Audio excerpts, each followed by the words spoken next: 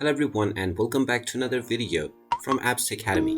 In this video, I'm going to show you how to add a voucher onto your Uber Eats account. So let's get started right away.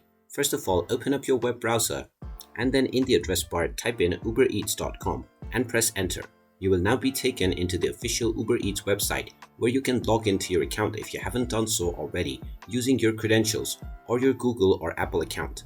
Once you are logged in, you will directly be able to start making your order. Now, if you wish to add any voucher onto your account, click on the menu icon at the top left corner and then click on Wallet. And now within the Wallet page, you will see the Add Voucher button. Go ahead and click on it.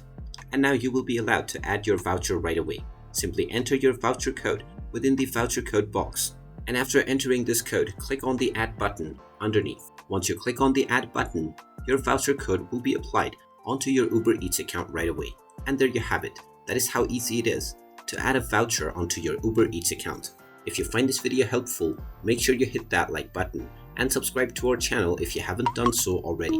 Also ring that notification bell to never miss another update from us. Thank you for watching and I will see you again in the next video.